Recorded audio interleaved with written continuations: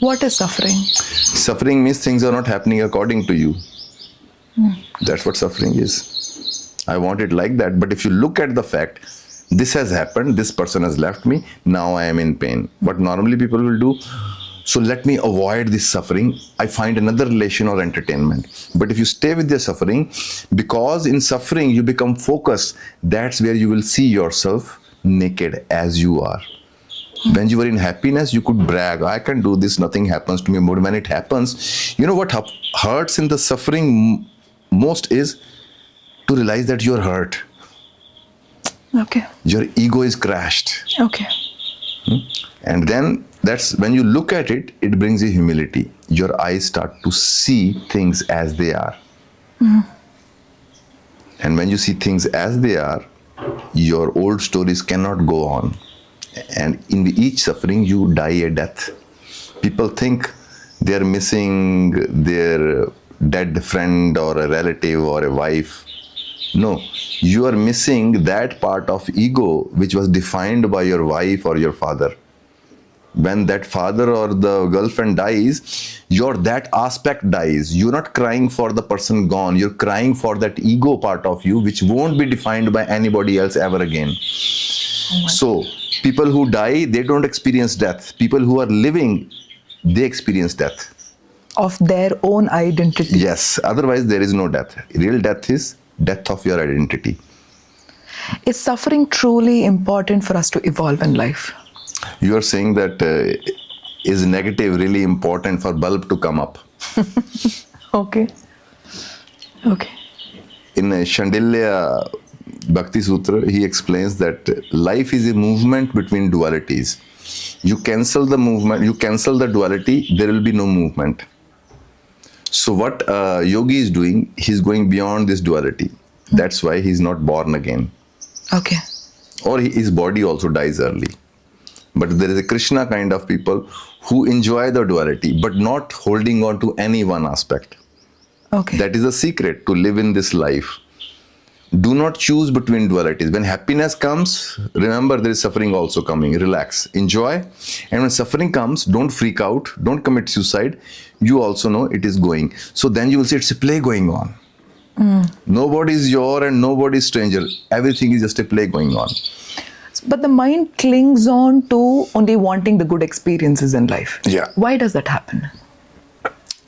Because when you do not feel joy of your being, you are living in a stagnant, boring state, and you need constantly kicks and entertainments, hopes in the mind. What we call happiness is more of a mental idea. It is not something felt really. Okay.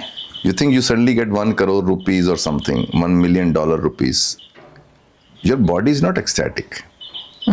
Your mind is just, oh great, you know. You're suddenly have a freedom to live your desires. But still, it's not an energy experience. But we long for a live energy experience, which I call juice of life, which is called Kali, the electric current of the cosmos.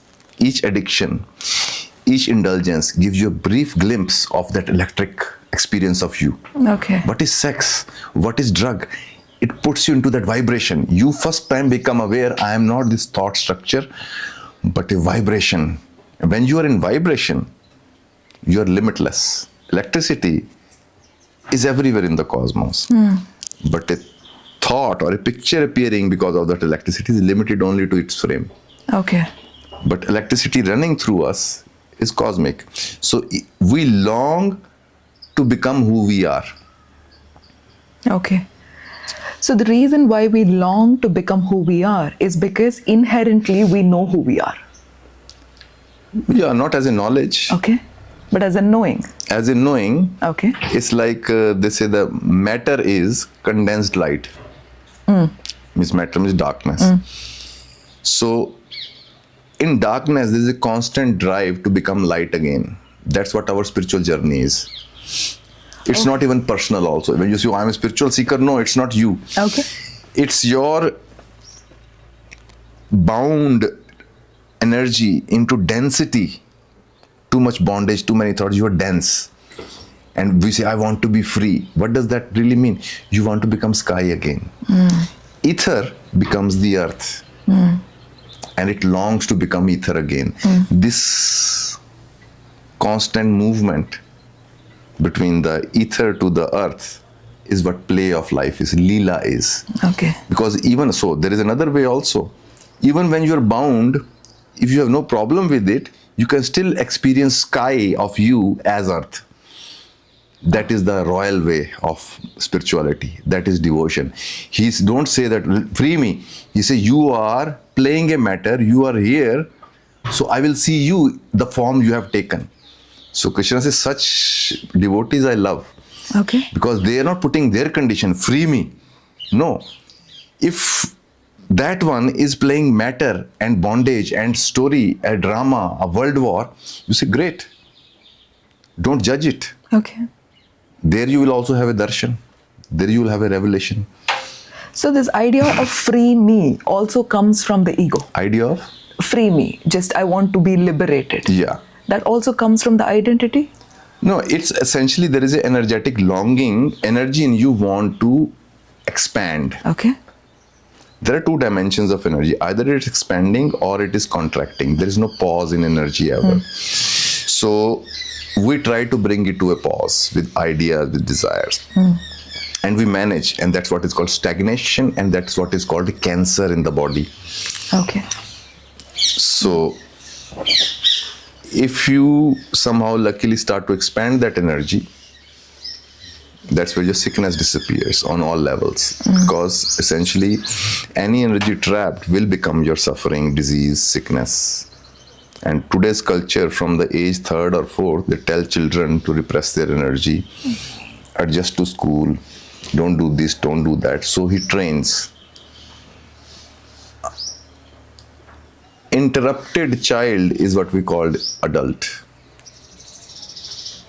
Wow. And Jesus says that you have to be like innocent like a child to be in the kingdom of God. What does this mean? Why they call Shankar the Bhole, innocent one? It means no conditioning. You're just vibrating with life as it is now. When we started, you said something. So when we started, you said something. We don't suffer from life. We suffer from our own ideas of life. What does that mean? Because that's what is Kali Yuga is. Kali Yuga means, the real definition of Kali Yuga is that when a thought becomes more important, as soon as first thought arises, Kali Yuga begins. Means now I'm not looking at you, I'm looking at the thought of you. It's Kali Yuga.